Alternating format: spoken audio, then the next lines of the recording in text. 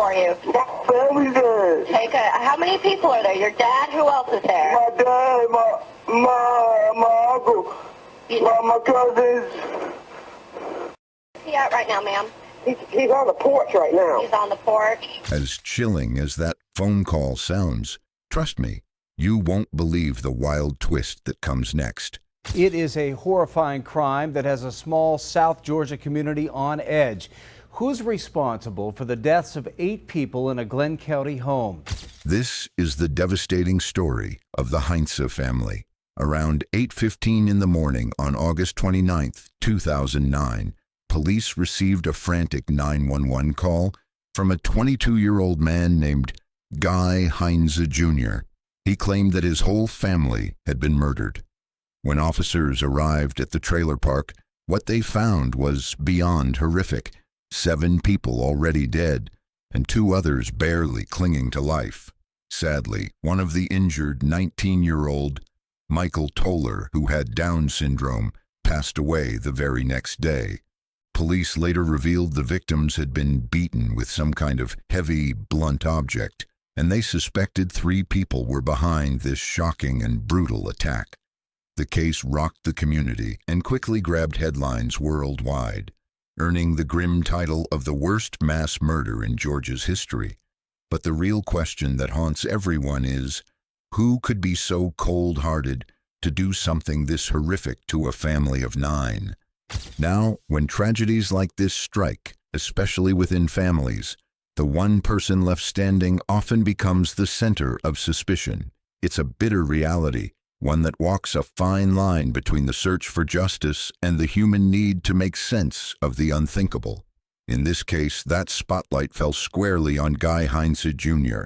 Despite sounding absolutely broken, panicked, breathless, and devastated on that haunting 911 call, law enforcement couldn't immediately rule him out.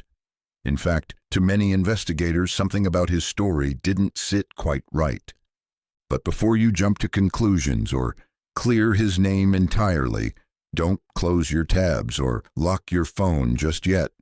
That phone call wasn't just a plea for help. It became the emotional backbone of this entire case. But to really understand what happened that day, we have to rewind the clock just a little.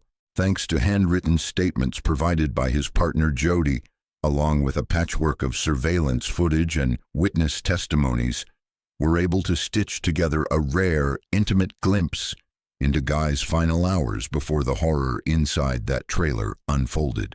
Keep in mind, Guy didn't have a working cell phone at that time, so tracking precise times is difficult. And when you're recalling moments from a day soaked in trauma, memories blur, time warps, emotions twist the edges of every detail. But even with that, his story offers a chilling timeline that helps us piece together a narrative of what really might have happened. Now, Guy's day started like many others, early and routine. Around 7 a.m., he woke up and got ready for work in the trailer park, where he lived with his large, blended family. The trailer was crowded, often filled with as many as 13 people on any given night. It wasn't fancy, but it was home. One of the key people in that trailer home was Russell Toller Sr., a 44-year-old father doing his best to keep his family safe and steady. He wasn't Guy Heinze Jr.'s father, but he and Guy's dad, Heinze Sr., were longtime friends. Even though they weren't related by blood, the two families shared the trailer to help each other out, both emotionally and financially. Russell Sr. was the kind of man others could count on. He had a tough, no-nonsense attitude, but deep down, he was fiercely protective of the people he loved. His son, Russell Toller Jr., was only 20 at the time. He didn't talk much and liked to stay in the background, but those who knew him said he was always respectful and stood by his family no matter what. Chrissy Toller, also 20, was Russell Sr.'s daughter and the mother of a young son. She lived in the trailer with her 3-year-old boy, Byron Jimerson, the only one who would survive the brutal attack. Chrissy's younger sister, Michelle Toller, was only 15. Bright, energetic, and full of promise, Michelle was still figuring out who she wanted to become. Then there was Michael Toller, Chrissy's other brother, who was 19 years old and lived with Down syndrome. Michael had endured multiple surgeries throughout his life, but never let that dim his spirit. According to neighbors, he was sometimes loud, but always full of life, energetic, smiling, and constantly moving. His presence brought a unique joy to the home, and everyone who met him remembered his laughter. Also living in the trailer was Brenda Flanagan, a 49-year-old close family friend. She wasn't a blood relative, but she was a constant presence in their lives, someone who helped out and had been around for years. Alongside her was Joseph West, age 30, another longtime friend of the family who often stayed over and shared meals, laughs, and the daily ups and downs of life with them. And finally, there was Guy Heinze Sr., 45 years old, Guy Jr.'s father.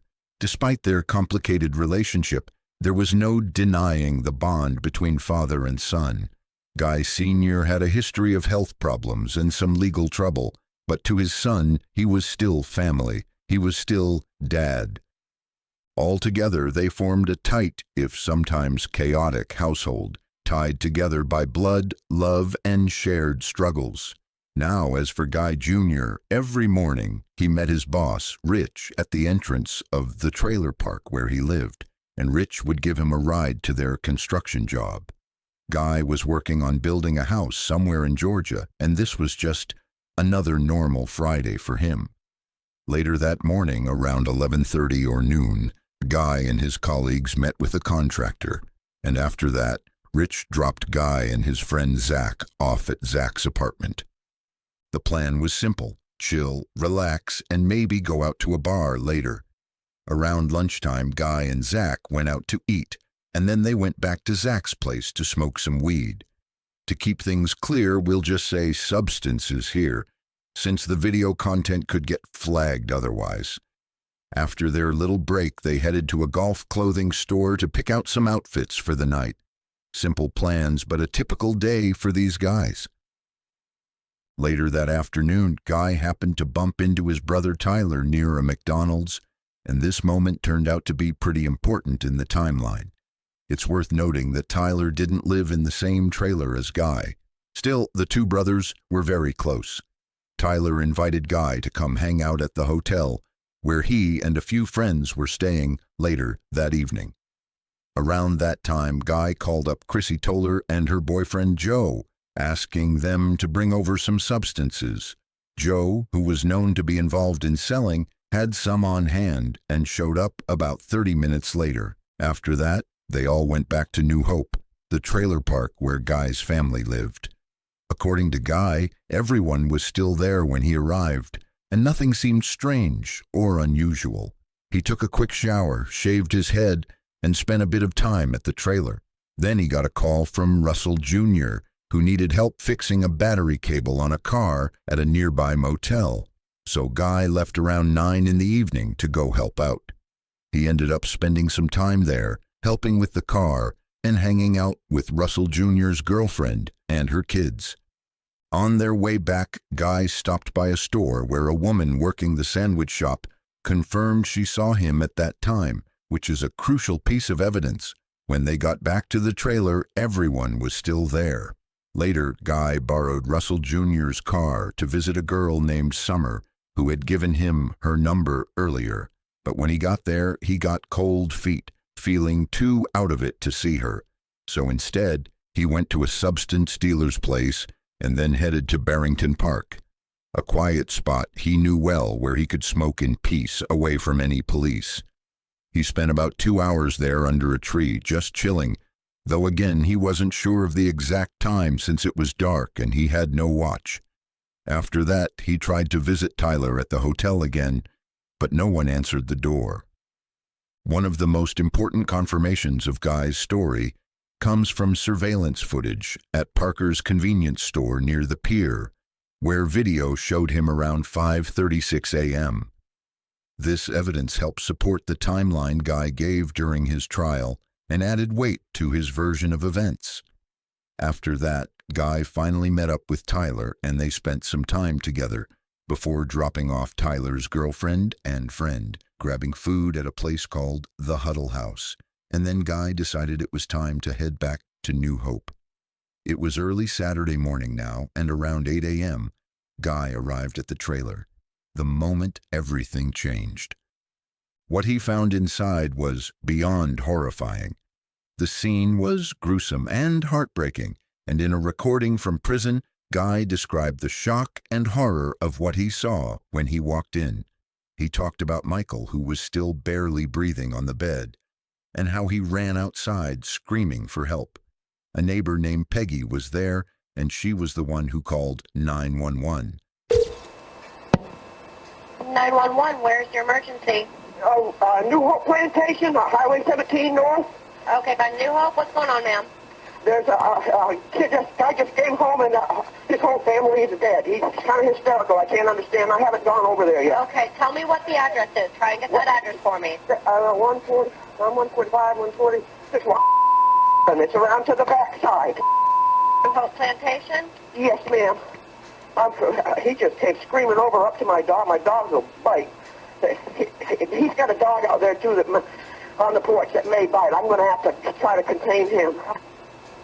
This is Guy. I don't know what his last name is. He said his dad is dead. Rusty's dead. He said everybody's dead. I know it's a house full of people that live there. Okay. What's his name? He's freaking out. It's Guy. Guy, what's his last name? Well, Guy, what's your last name? What's your last name, honey? Huh? Yeah, here, talk to him. I just got home, my whole family's dead. Okay, tell me what's going on, sir. What? I just got home from, I was out last night, I got home just now, and everybody's dead. My dad's dead. How many people are there? There's like 6, my whole family's dead. Okay. It looks like they've been beaten to death. I don't know, man. Okay. I don't know what to do, man. Okay. Take a deep breath. I'm coming for you. Just stay on the line with me, okay? Okay. They're coming for you. My family's dead. How many people are there? Your dad? Who else is there? My dad, my uncle, my cousins. Where's he at right now, ma'am? He's on the porch right now. He's on the porch. Uh-huh. No fire and whatnot at that moment. I still 911. I haven't gotten off the phone with him. I'm going to say, is it okay if I stay on the line with you, ma'am, until they get there? Okay, here's a... Okay. My name's Mike. I'm the maintenance out here. Okay, what's going on, Mike? The guy that lives 2 doors down from me, his name is Guy Jr., I don't know his last name. He said his whole family's dead in here in the trailer. Okay. I'm standing right here in front of the trailer. I'm afraid to go in there. Yeah, no one should go in right now. Okay, I called the manager. She's supposed to be over there in a minute. Okay, yeah, we have everyone en route for you. We've got fire, EMS, and police coming to you. But I do want to stay on the line with somebody. She said, yeah, tell him to hurry. Do you think Michael's still alive? Someone's still alive? Is Mike still breathing? I can't go in there. Who's still alive? Which person? He's a young man. He's got Down syndrome. Okay. Now, given the detailed timeline and the surveillance footage that perfectly matched Guy Heinze Jr.'s own statements, you'd naturally think he'd be cleared of suspicion, right? That the evidence would prove he had nothing to do with this horrific crime. Well, guess what? Despite all that, Guy became the one and only suspect in a case that shocked everyone. This was especially surprising because initially, even the police themselves admitted that it was likely more than one person involved. At least 3 people had to have taken part in the attack. After all, how could a single man violently and silently beat 8 people in such a cramped trailer without anyone hearing or stopping him? Yet somehow that's exactly what the authorities came to believe. And it all started because of that 911 call. To really understand how Guy was convicted, here's what happened. When he walked up to the trailer door that day, he noticed it was unlocked. Not unusual, since the family often left it that way. Right there, just inside the doorway, was his father, Guy Heinze Sr., motionless and drenched in blood. His body was twisted still and horrifyingly disfigured. Guy froze. His stomach dropped. His mind couldn't process what his eyes were seeing. His dad's face, it didn't even look human anymore. Blood was splattered everywhere. The silence was chilling, and before he could even collect his thoughts, something inside him snapped. Panic, fear, disbelief. He started running through the trailer, calling out, checking rooms, hoping this was some sick nightmare. But it only got worse. Every room he entered was straight out of a horror film. The whole Toller family was scattered across beds and floors, each one beaten beyond recognition. Some were slumped awkwardly, some halfway off mattresses, others lying lifeless in pools of blood. One victim looked like he had tried to crawl away before collapsing. There was no movement, no signs of life, just blood, silence, and shock. And Guy, he was spiraling. His hands shook, his legs felt weak. He didn't have his phone, and all he knew was that he had to find help. He searched desperately throughout the trailer, panic rising with every empty room he passed. Finally, he found one of Michelle's phones, but the battery was dead. His hands were shaking as he stumbled into another bedroom, still clinging to hope. What he saw there would haunt him forever. On the floor lay Russell Jr., lifeless. On the bed nearby was Michael, completely still, blood soaking into the sheets and splattered across the wall like a nightmare. A shotgun lay on the floor beside them, and in that moment, fear took over. What if the person who did this was still inside?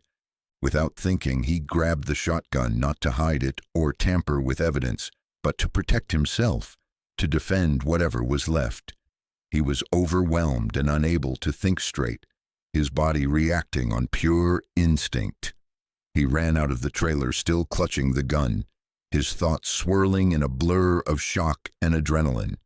Reality felt twisted, like none of this could be happening.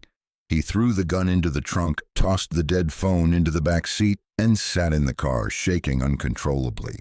At that point, Guy was already high, and the trauma only made his mind feel more foggy and disconnected. Maybe he thought he was too high. Maybe this wasn't real.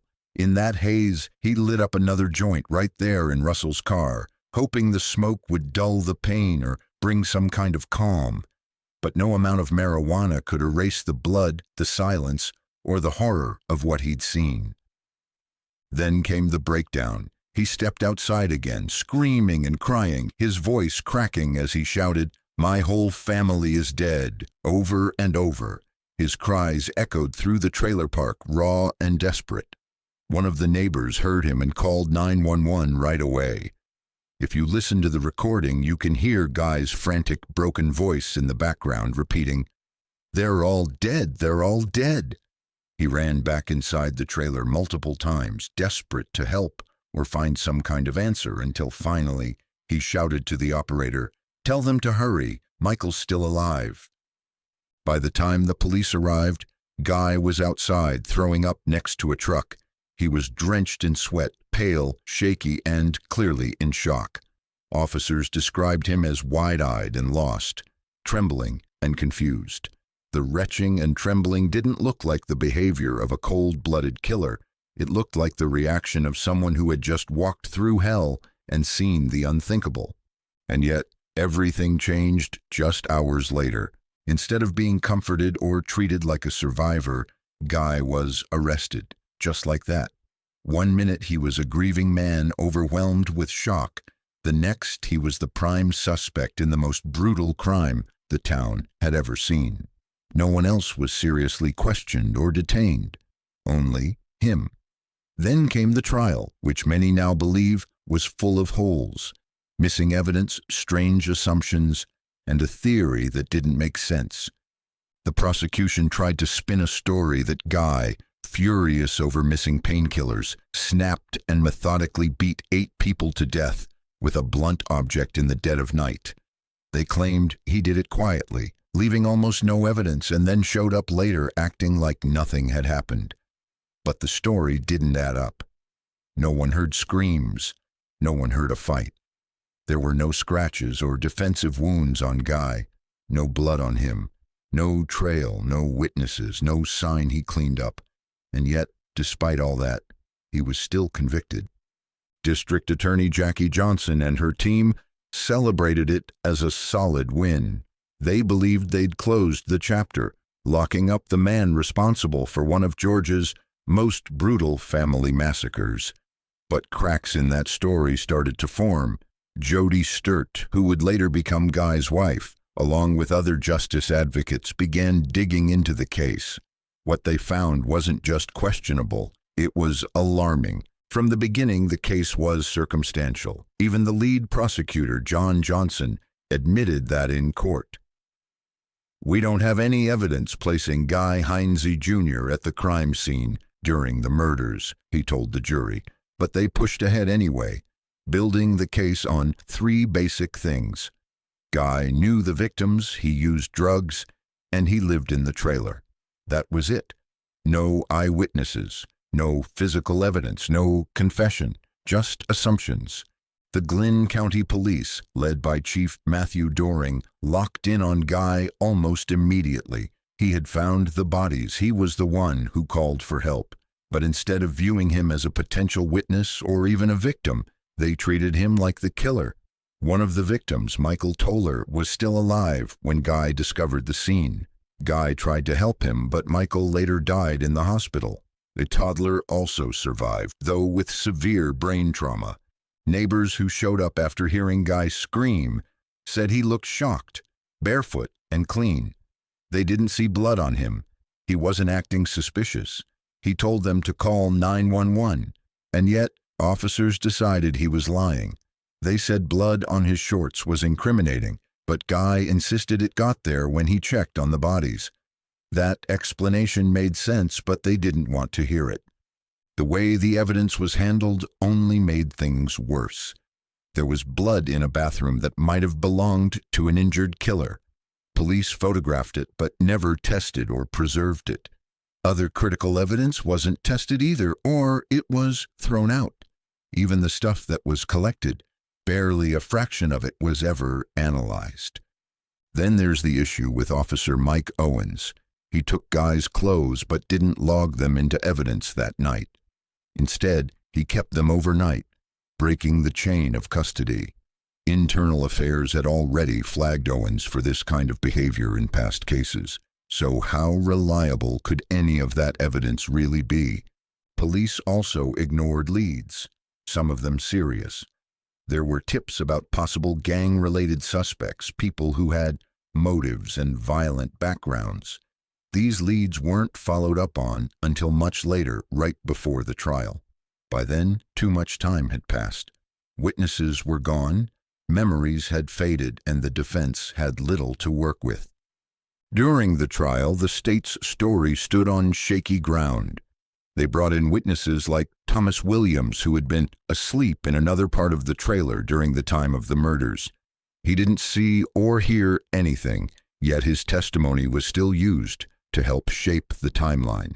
It didn't make sense. The whole case leaned heavily on assumptions and guesswork. So, how did this turn into a life sentence? How did a young man with no criminal history of violence and no blood on his hands end up behind bars for life? This wasn't just a courtroom failure, it was a failure at every level. From the rushed investigation to the ignored leads, to the mishandling of evidence and the lack of real proof, everything pointed to a system more focused on closing the case than getting it right. Today, that conviction is being questioned more than ever. Advocates continue to fight for a re-examination of the evidence, and people who once believed Guy was guilty are starting to take a second look. Now, I really want to hear what you think. Do you believe Guy was innocent? After everything, the lack of hard evidence, the sloppy investigation, the ignored leads, do you think justice was really served here? Share your thoughts in the comments below. If you've made it this far, be sure to check out this next video. I think you'll enjoy it. Thank you once again for watching.